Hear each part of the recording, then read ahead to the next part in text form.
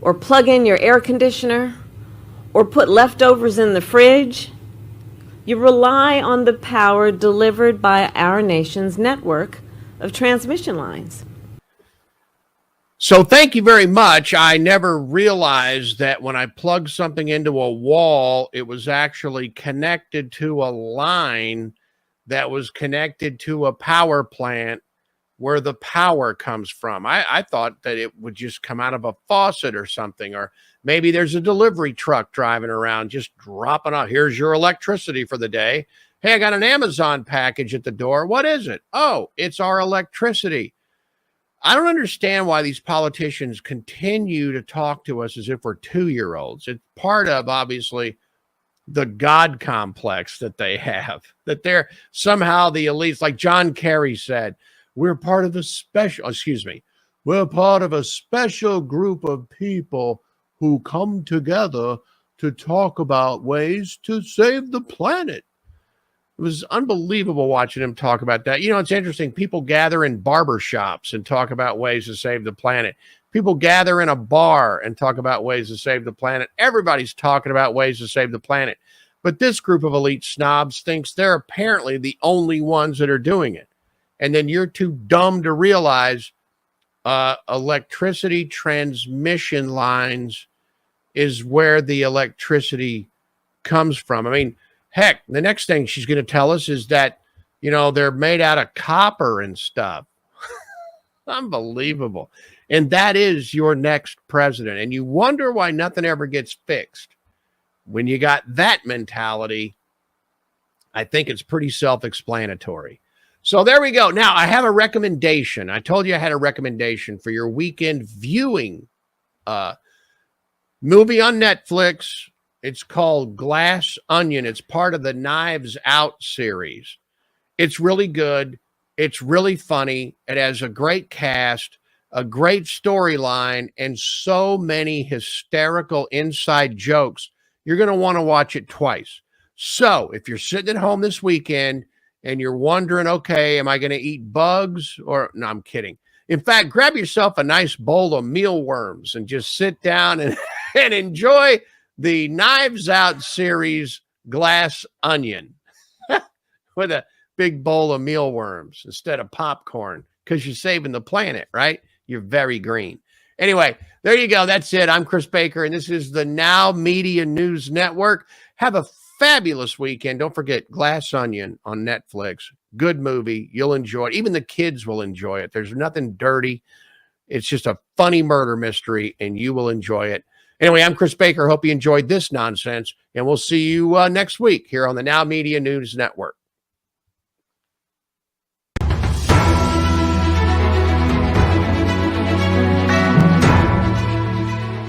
This has been a Nowmedia television feature presentation. All rights reserved.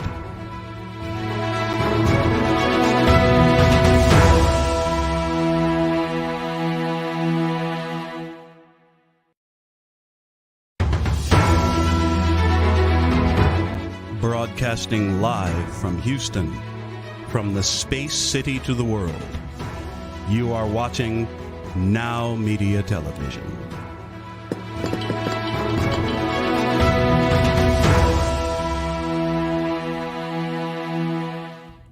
Welcome to Power CEOs, the truth behind the business. I'm Jen Gaudet, your fearless host, entrepreneur, investor, and business strategist. And I'm here because I believe that iron sharpens iron. When we work together and we talk with those who are successful in their respective fields and share what's working and maybe even some of what's not, we're able to link arms, grow together. And we all know that as entrepreneurs and executives, when we grow together and we thrive, the ripple effect impacts not just ourselves, our families, our teams, and their families, but also our clients, our communities, and our world. I'm really excited today because I'm bringing here to studio an amazing human being. He is a deal maker. He is a negotiator. He was known as the Hollywood Fixer. Best-selling author Ori Spado, welcome to the studio. Good morning, Jen. How are you today? Fantastic. I'm really happy excited to be here. Yep, I'm excited to have you here too. So Ori, you have written your book, The Accidental Gangster, and now it's being translated into film version. And so I think the first thing I want to ask you is, how were you called to write your story? What was it? What purpose drove you to put that on paper and to have it published in the first place? Well, that's a long story. You know, I've been an avid reader all my life. I remember I used to get more stars than anybody else when I was a child at Jervis Library in Rome, New York, because I read most books. And while in prison, I read over 300 books. And while I was in Lompoc walking the yard, all you got to do, you know, you're in prison, you're thinking. And I thought that if I ever wrote a book, I would name it The Accidental Gangster, not thinking that I ever would. However, upon my release from prison, I was having dinner at the Four Seasons Hotel with my entertainment lawyer, George Ham. When he looked at me and he says, "Ori, write a book and we'll get a movie made." He says, "I know your story." So I looked for a co-author, a writer, and all I knew was script writers. So I started doing it myself. About 3/4 of the way, I found my editor, a kid that I went to high school with who wrote over 20 books, Dennis Griffin, and thus my first book was born. And today I'm at my third book. It's been, you know, basically it's the same book. I've been re-edited, I've redone a lot of it, I've added and so forth. And in this book here, there's something very amazing. It's the letters at the end of the book. People really love it that I have written to people who are deceased and some people who are alive. And thus it was born, and I'm very fortunate that I met a gentleman 3 years ago, George Gallo, who wrote Midnight Run. He did 29th Street, Middlemen, over 50 movies, several TV shows.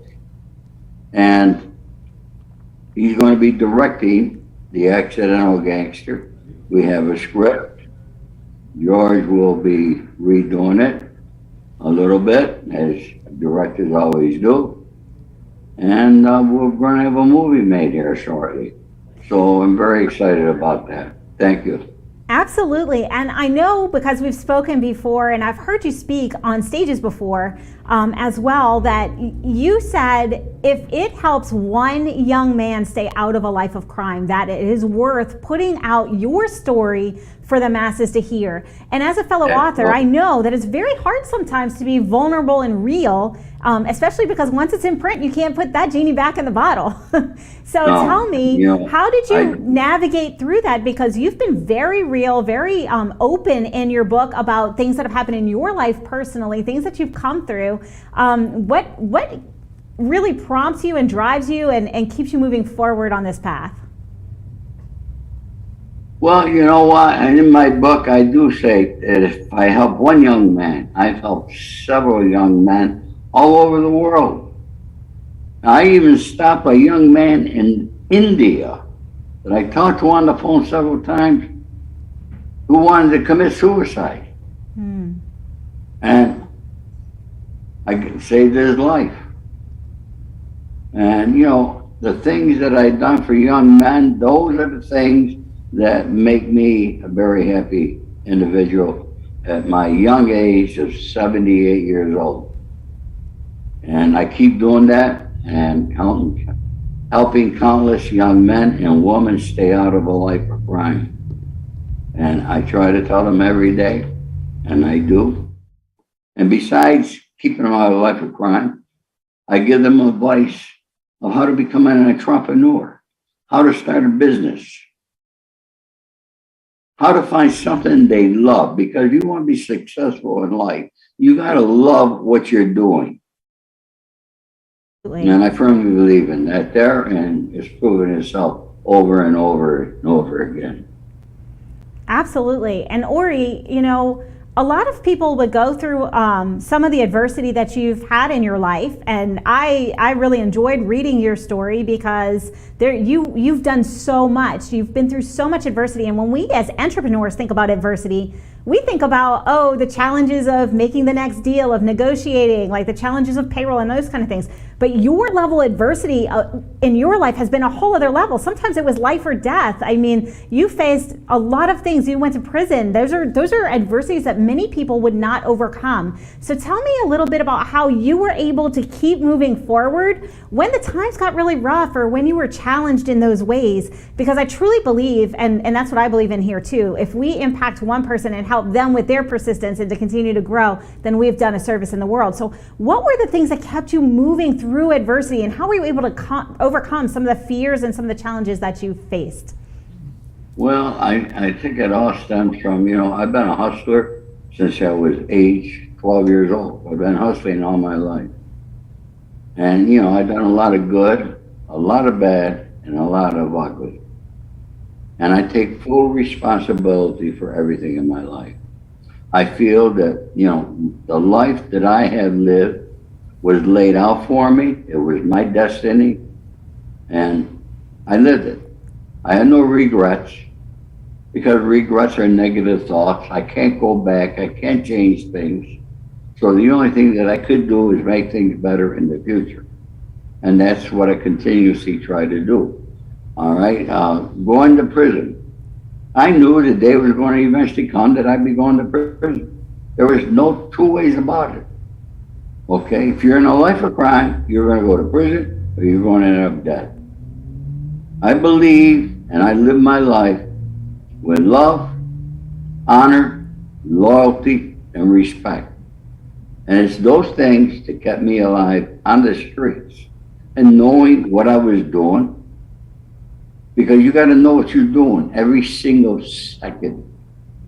Not every minute, every second. You got to know where you're at, who's around you, what you're saying to so-and-so. You got to be careful of the words that you say and how you say it. So I'm happy that I'm here. I lived that life. I know I was going to go to prison, and people ask me, how was it? Well, look, prison ain't great. But, I'll be honest with you, the day I got arrested, my mind switched. Everything happens in our mind. And it switched, and I was in prison, and that's what I had to do. Okay, so I had to fight my case, which I did. I was very blessed, very fortunate. Had a good judge. I ended up getting 62 months in prison. I did my time, kept my mouth shut. And my father's the one who taught me never squeal on anybody. Okay? And I believe that. People should not be out there ratting, snitching on other people. What other people do is not your business. What other people do is not my business. If they're going to do it, they're going to do it. I can't stop them. I try. Mm-hmm. Try to give them the proper advice. Some people take it. And those are the people that you work with. Some are going to ignore you. That happens all the time. But, we keep going, and life is good. I'm a very blessed man. I have 3 wonderful children. I have 6 grandchildren. I'm very blessed. I talk to them all. They all love me. I love them. I even talk to my ex-wife sometimes. And, we're in Florida. We'll get together. We get together as a family. And, I'm fortunate. I got 4 people that I can count as friends on my fingers here. That is really fortunate. 4. That is exceptionally fortunate. Some people are lucky, when we get into a life of business, especially in negotiation, and when we're doing a lot of things in life, we're lucky to have 2 or 3. So to have 4 is truly blessed. Look at, even at my age, I was in a situation recently, still continuing, it's going to end, okay, where I did a lot for a particular individual, and then he lied to me. And he lied to me on something that he did not have to lie about. He lied to me on something because his ego got so inflated with what he was doing, the people that he was talking to, and these people were only talking to him because of me, because I gave my word. But I sit back, relax, I think, and I'll handle it my way. Absolutely. And you've been through you've had so much in your life, and you were an expert at negotiation. For those who have not read Ori's book, pick it up, The Accidental Gangster. You can find it on his website. You can also find it on Amazon.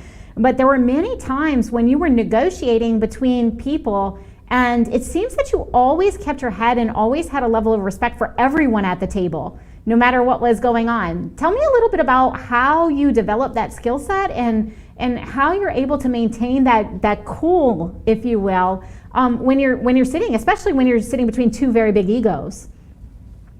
I think that skill set comes from my ability of being a good salesperson. And, I was leading agent with a Prudential insurance company. I started my own business, the Ori Agency. I was a pioneer in the automobile after-sale business. And in selling something, okay, you can't be selling somebody and it's only a one-sided deal, okay? It's got to be a give and take on both sides. And in negotiations, number one, people look at me and they automatically think I'm a gangster. Okay, so I got that going for me. I have my voice going for me. So as a fixture in Hollywood and understanding human beings, you see, selling is 98% understanding human beings, 2% product knowledge. Remember that, 98% understanding human beings, 2% product knowledge. And You gotta understand people. part of that understanding of people comes from listening to people, right? That's right. And another famous saying of mine, and you've heard it before, God gave us 2 ears, 1 mouth. He wants to do twice as much listening as talking. And that's where a lot of people fail, because they don't listen, and they fail as a result of that there. And Ori, I think it's even beyond just listening, because when I read your story, what I got is you listened to understand. You listened to understand their perspective. You didn't listen to respond. And so it's not just enough to listen. You also have to listen to understand the other perspectives, and kind of take that objective perspective. There's the person A's perspective, person B's perspective, but there's always the truth somewhere in the middle. So how is it that you're able to be so adept at that? Is there something that those who are watching or listening could learn or can practice, that they can start to get better at listening, to understand and to see that other perspective? Well, I'm going to tell you a story. During the Colombo War in the 90s, I was down in Florida, and the kid that I knew from Utica, New York, which is right up the road from Rome, New York, the kid I knew for many years, he messed up. His life was in danger. And it was with 2 May guys out of Fort Lauderdale, Florida. Well, one out of Fort Lauderdale, the other out of West Palm Beach. And this guy went running, and somebody said, "You better call Ori." I made a call to New York, and somebody was supposed to come fly in and handle the sit down. But the Colombo War was going on in New York, so they called me and says, "I got to handle the sit down." Now here I was, I had 3 guys at the table. One guy that I knew, practically grew up with, and 2 other guys who were made members. I was not a made member, but they understood, they knew who I was, and they respected that. And I had to sit down. We sat down in a coffee shop in West Palm Beach, Florida, and I had to listen to all the sides. And then